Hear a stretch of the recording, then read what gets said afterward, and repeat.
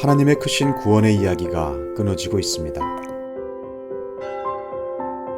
다음 세대는 점점 교회를 떠납니다.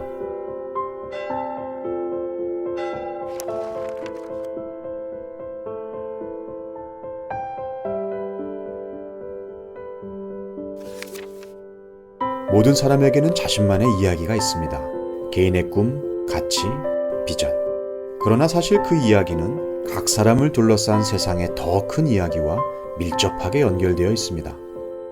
세상이 들려주는 더 큰 이야기는 개인의 이야기를 강화시키기도 하고 약화시키기도 합니다.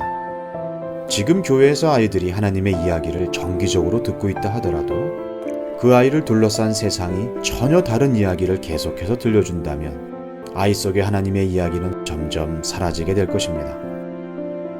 사실 이러한 문제는 교회의 구조에서부터 시작됩니다. 원래 교회는 하나님의 이야기를 함께 나누는 하나의 가족 공동체였습니다.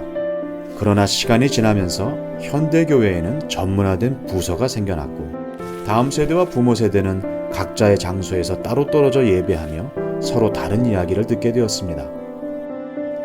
그리고 원래 가정은 하나님의 이야기를 가르치고 전수하는 첫 번째 신앙교육 장소였습니다. 그러나 시간이 지나면서 현대 가정의 부모들은 신앙교육에 대한 책임을 잊어버리고 그럴 수 있는 기능도 상실해버렸습니다. 결국 부모는 교회의 전문가들에게 자녀의 신앙교육을 모두 맡겨버리게 되었습니다. 이제 아이들은 하나님의 이야기를 교회에서만 들을 수 있을 뿐 가정에서는 같은 하나님의 이야기를 들을 수 없게 되었습니다. 그러면 어떻게 해야 할까요? 이제 교회는 단절된 구조를 다시 커다란 하나의 통합된 구조로 바꾸어 모든 세대가 같은 하나님의 이야기를 듣고 공유할 수 있도록 해야 합니다. 그리고 가정은 교회에 맡기기만 하던 신앙교육의 책임을 자신의 것으로 되찾아 가정에서도 같은 하나님의 이야기가 들려지고 계속하여 다음 세대에게 물려지도록 해야 합니다.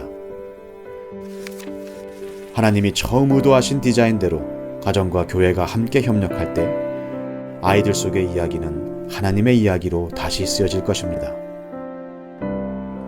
가정과 교회가 협력하여 다음 세대의 삶 속에 하나님의 이야기를 끊임없이 이어가는 것. 이것이 바로 싱크와이즈 커리큘럼의 비전입니다.